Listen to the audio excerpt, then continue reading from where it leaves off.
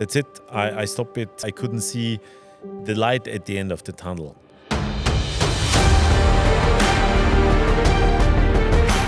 It's not possible. It's too difficult. It's too demanding. I don't want to be a loser, so I have to get through this somehow.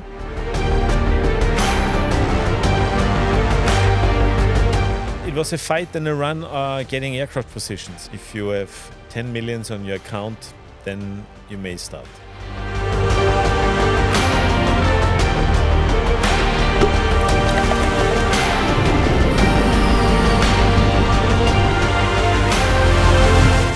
We're definitely not a private jet company.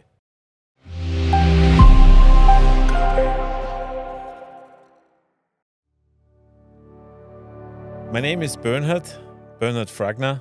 I'm the CEO and founder of GlobeAir, my private jet, and I'm very proud to be in this dream team.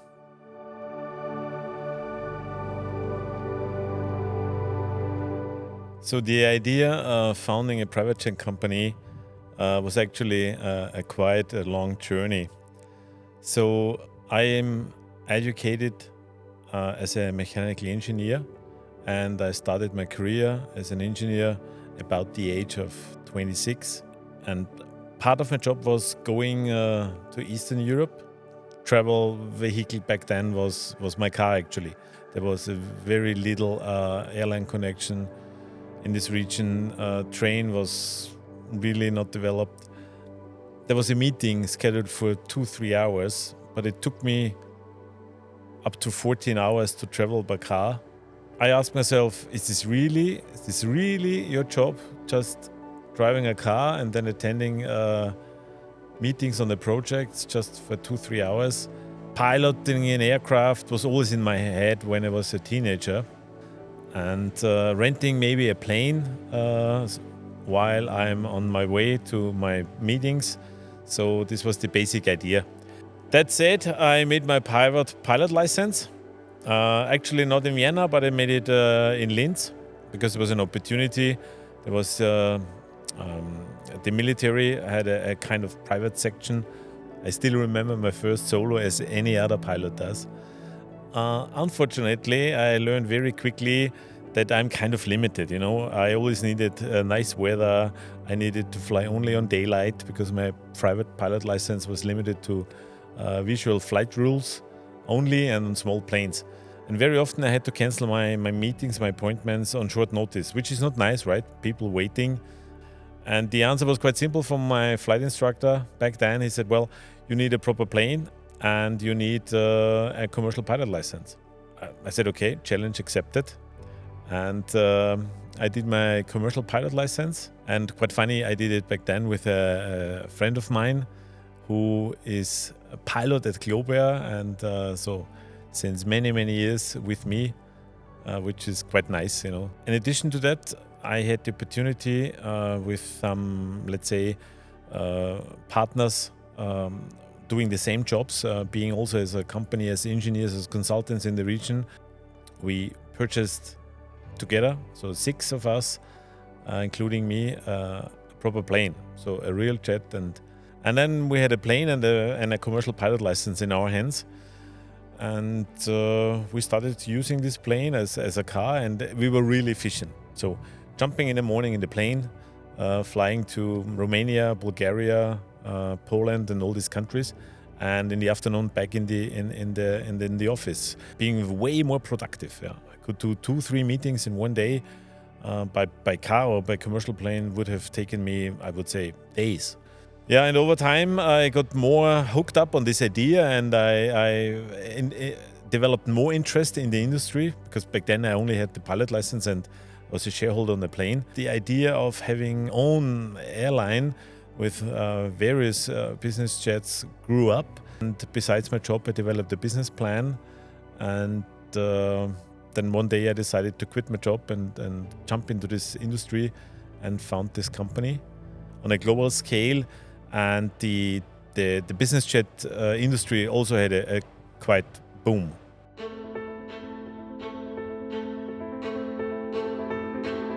Nothing better than being really prepared. So I thought myself, okay, I need to prepare myself. Looking back now, 15 years, I would say I was very naive. In fact, I found very quickly 28 other companies, all in startup mode, having exactly the same idea, starting an airline with very light jets. And it was a fight and a run getting aircraft positions. 3 positions, delivery positions from Cessna, from this program, from their light jet program called Citation Mustangs. And I was very proud. It was tough because I had to put down some money for the initial deposits. But I saved 3 positions. This was a tick, and then I needed to go on the market to find investors. So I did really cold calls, called a lot of companies which I knew they might have a need to travel on business jets. So I had my phone list, and I tried to get appointments, and I actually got some appointments. I met Mr. Huema. He is in the automotive industry. His company almost a turnover back then about $1 billion, and so he was on my list, and I visited him, and he said, "For sure you have a business plan?" I said, yeah, for sure I have a business plan. And he asked me, "Do you have the business plan with you?" I said, "Sure." So I grabbed my business plan.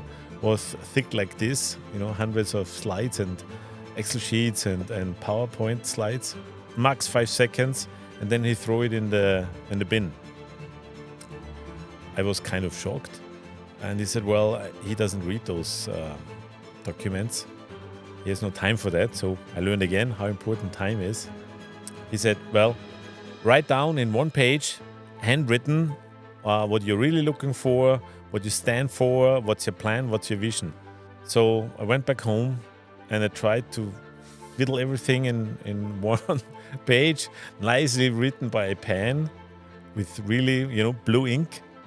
So I wrote down, and we had a follow-up meeting, and he said, well put a signature on it, and if your family's behind, said, "Well, yeah, my wife is behind, and we have a little daughter back then. She was just a baby. If they support you, then I support you as well."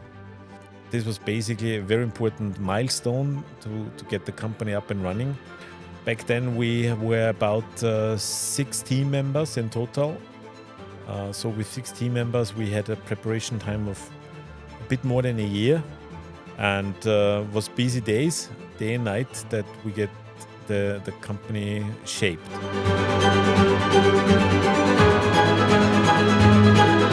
The idea was to become a global player, and GlobeAir was quite appealing, I would say. So I did not invent the name, actually, so it was brought on the table by a potential investor, and I found it quite interesting. So we took this name. We have the mindset of a global player. We want to be a global player, and that's why I found the name very interesting. And actually, then I immediately registered the name, and main investor, Mr. Huema, also found it very interesting. So we said that's a good thing to start with.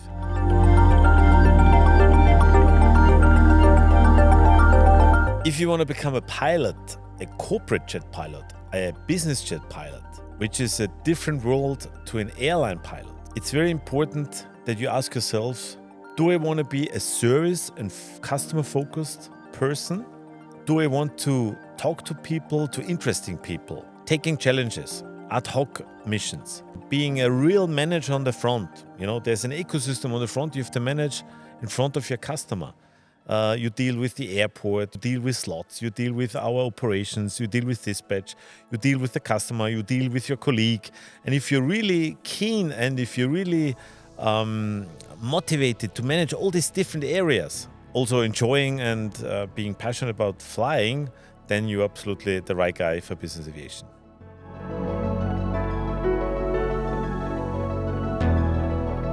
Today, I would say networking is one of the most important things for our team, for myself as well. I learned way too late how important it is. Networking was not on our agenda at all, literally at all. it was somebody, person very active in networking, asked me, your business model is purely based on networking. And I said, well, no, we just sell our flights. I said, then you do something wrong here.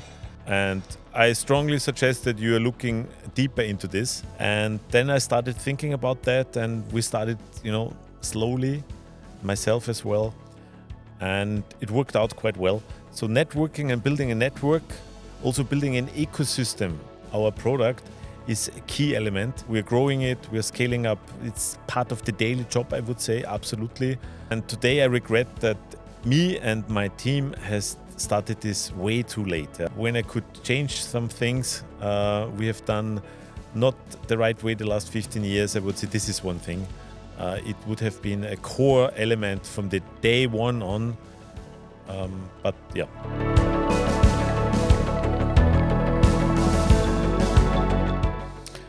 When it comes to networking, I learned there are a few basic elements. One is you need to enjoy being around people. Want to learn from other people.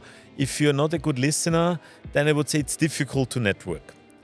The gift is that you are authentic. Yeah? You are really the person you are, with all the the shapes and the good things and the less good things.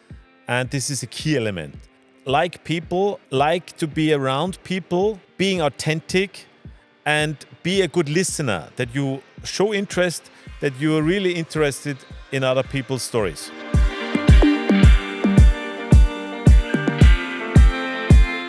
We're definitely not a private jet company.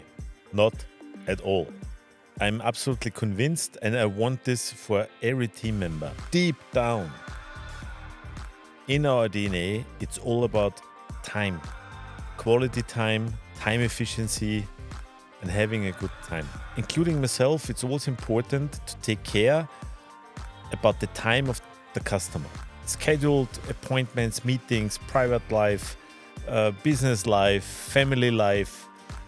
And we try to identify the areas where we can optimize schedule and where we can add emotion, quality elements to the time of our customer. And one tool we have for this are business jets.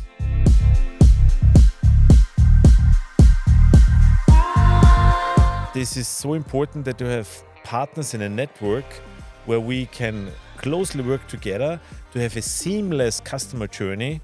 We're on the same level. We respect each other, we listen to each other, we learn from each other. Very important. We are the experts in efficient traveling, but we're not experts in all the other areas our partners are in.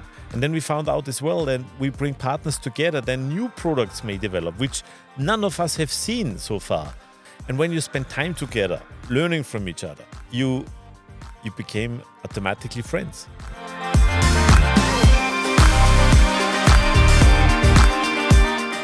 I would say I had many of these days, and those days will come over and over and over. And yes, I had my days where I said, okay, that's it. I stop it. There were some barriers or some challenges where I couldn't see the light at the end of the tunnel.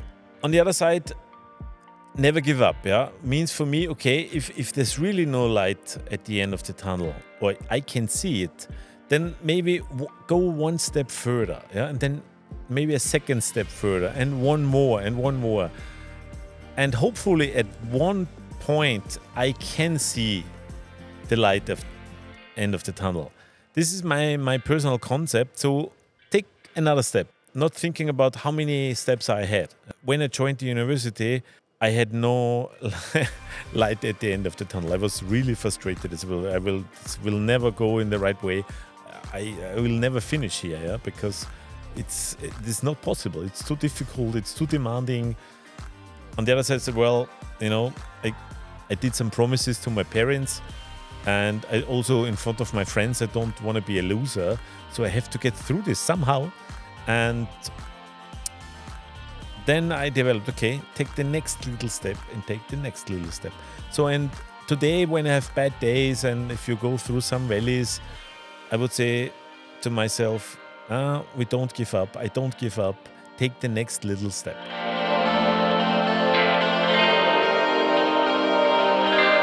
But not just that we call ourselves a dream team, we are a real dream team, on paper, written, stated. And the reason for that is that every airline, when you're up in the air and you speak to air traffic control, and you have communication between the cockpit and air traffic control, the airlines using a call sign. And we call ourselves DreamTeam. We founded a company. We also wanted to have our call sign, and that's why we filed an application to ICAO. You have two proposals you can submit. The first one was GlobeAir, obviously, our company name. And second was about Citation, because our aircraft is called Citation Mustang. We got back the answer after a few months by a letter from ICAO, basically saying thank you for the name and the proposal and your application, but both names were declined. We should file a new application. The reason for that was GlobeAir was very similar to a company operating cargo business in China called Global. And Citation, there might be legal issues when they grant the name which was basically protected by the manufacturer. So back to start. We were sitting in the office all together and we had this kind of feeling, oh, we are a dream team right now. Yeah, we're really progressing. So let's file and let's put as a first proposal dream team and second proposal dream team. Within minutes, we got back the email that, also in a very funny way, I would say, proposal number 1 authorized and approved, and proposal number 2 as well. We call ourselves Up in the Air Dream Team, and not just up in the air, as well on the ground. We are the Dream Team, and that's why I'm very, very proud and happy that 15 years ago we made the decision to submit this name.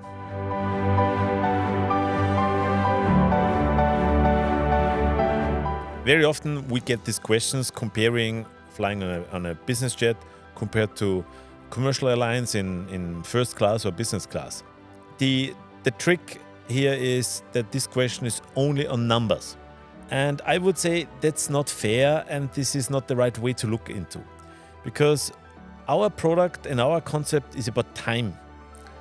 And time has a value. The importance of time is vastly underestimated. You only know what time has passed and the opportunities you have missed. Then you get an idea and the concept of how valuable time is. That's why people traveling on business jets, they put way more elements and factors and parameters to the whole equation. It comes not just about time, it's about flexibility. So putting all these parameters in the equation, you come up that traveling on private jets is actually quite cheap.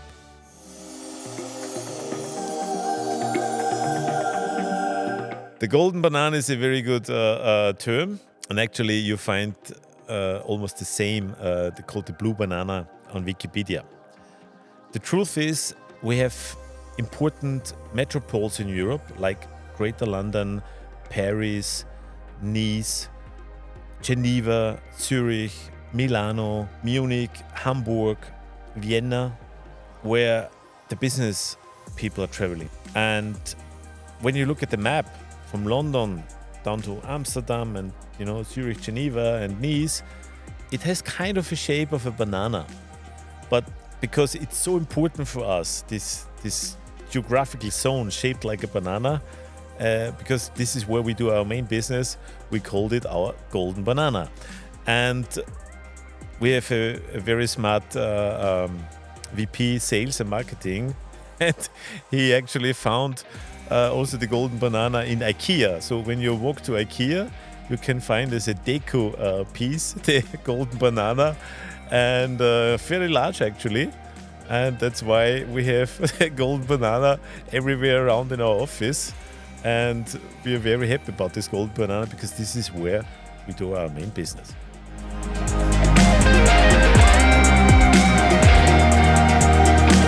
You can book a private jet purely by emojis, and actually we would love to. GlobeAir.com, click lower right corner on the WhatsApp icon, and I promise there's no robot. It's a person in our customer service team who immediately takes care. So we have a very young, motivated team being very active on social media, and they know all the emojis by heart. We bring you at the right time to the right place simply by emojis.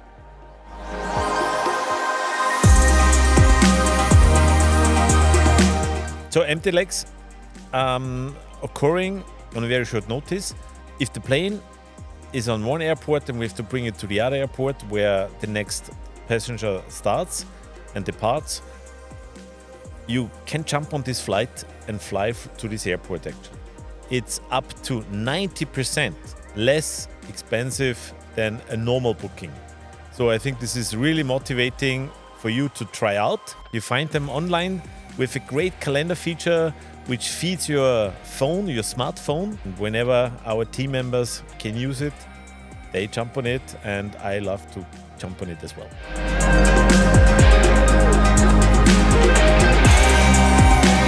I would say, in fact, you need a few millions. Yeah. So today, starting a private jet company, I would say if you have 10 millions on your account, then you may start.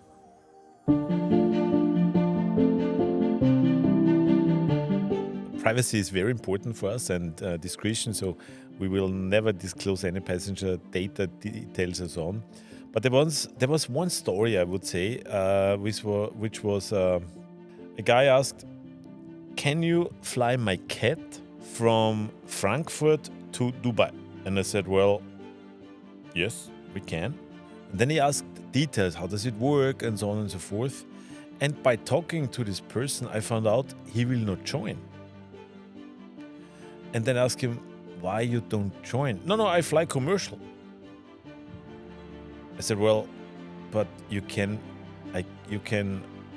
jump on the plane as well. And I said, no, I cannot afford. And I said, listen, I don't understand the concept now. You want to fly the cat to Dubai, but not you joining, or you fly with the cat? No, I cannot afford. And then I asked him, well, you pay the same price. He said, really?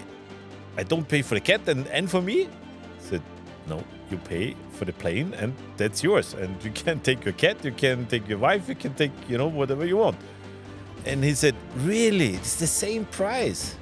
I said, yes, it's the same price. And he couldn't believe. He really couldn't believe. And then I asked him, so tell me why you want to fly your cat. I said, well, I got a very good job in Dubai. And now it's time that my wife joins me. But my wife won't go and join me without having our cat with us. And I learned by some studies and research, when I use a private jet, I can bring my cat to Dubai. On a commercial plane, I can't. I said, yeah, that's true. But feel free to join. In fact, he had his Lufthansa ticket, yeah, and he booked with us. And he couldn't believe. He said, no, I know. Then you send me your invoice. I said, no, I don't send you an invoice. So eventually, we flew him and his cat to Dubai. And afterwards, he wrote us a handwritten letter how happy his wife was. And he thanks forever. So this was very emotional because the story as a whole is kind of interesting.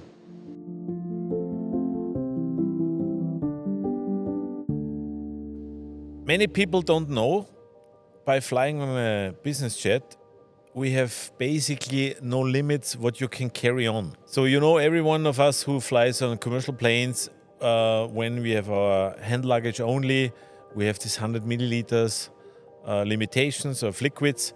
But flying on a business jet, you can take everything you want. Of course, there are security checks, but the security checks are only to tell our crew, listen, in the baggage, in the luggage, in the bags are this and that, and there are weapons on it. But we have special procedures where we can have everything on board, including weapons, with ammunition, and we have procedures in place, how to manage it, how to treat it. So this is, I think, what many people don't know, that basically you can fly everything on a business jet you want. We also have customers flying product developments, some special coating liquids from one lab to the other lab, and you cannot transport them on ground, you cannot transport them by commercial planes, so that's why they are booking business jets.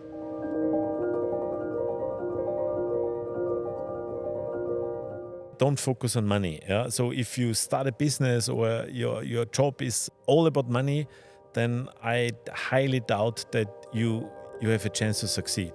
So in my case, I had touch points to aviation when I was a teenager. No one in my peer group, my friends, family, nobody had any connection to aviation. That's why I did not really follow it, but I was interested.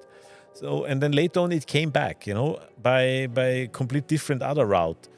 Passion for what you're doing, and then follow it, and then having a clear picture, what are the tasks, what are the main subjects, and what are your values. Values are very important. What are your personal values? What are the values for your team? What are the values for your business? By having those values in mind, written down, you can come up with task lists, projects, and a timeline.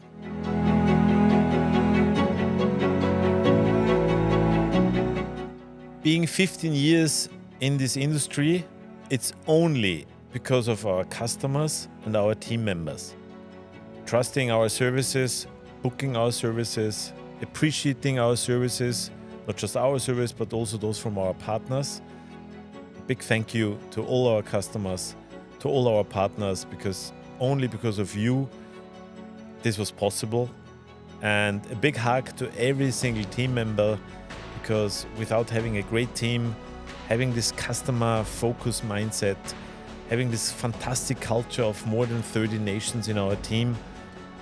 But I feel this is just the beginning. So stay with us, and I promise that I will push even more and even harder for the next 15 years, that we continue to improve our service, to add more services, to add more experiences, and to grow the team, to grow the business, and having really our focus on customer service and getting better and better every day.